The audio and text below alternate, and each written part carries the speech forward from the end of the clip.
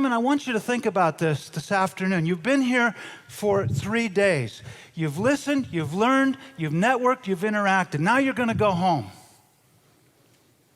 Please understand this. Somebody, somewhere, right now, in your space, is building a new blend of nutrient, a new type of fertilizer, a new technology, a new business model, a new process that is designed to kick your butt.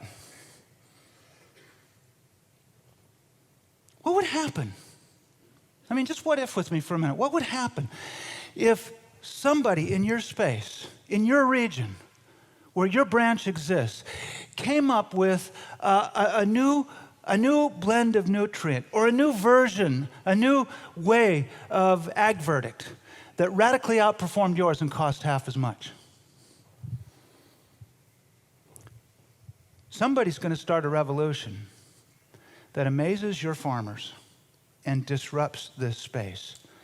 Why can't it continue to be you?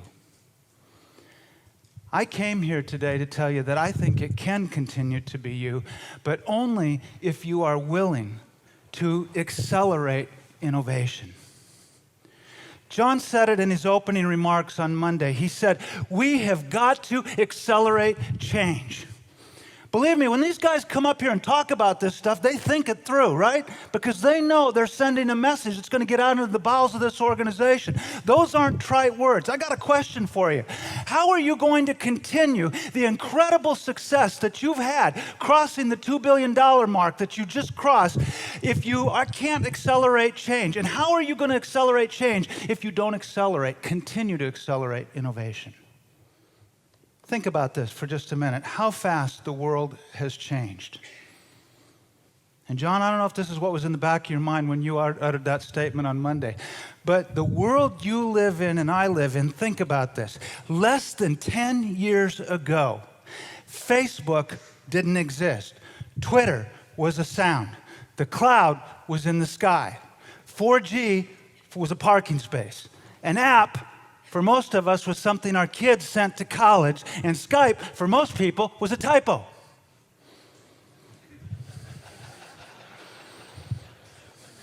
In a world where everyone and everything around you is constantly getting better, where technology waits for literally nobody, where a smarter, more demanding, more educated, more sophisticated, and may I also say wired and dangerous farmer expects more, let me tell you what they want from you and your branches. They're not looking for best practices. Wilbur Ellis is not a best practice company. The best you're ever going to be following somebody else's best practices is a good number 2. Best as I can tell from your culture and the special thing that you built here, that's not you. You know what your farmers are looking for? You know what your producers and growers want? They want next practices. And that means that everybody in here has got to think branch by branch by branch. How are we going to accelerate change?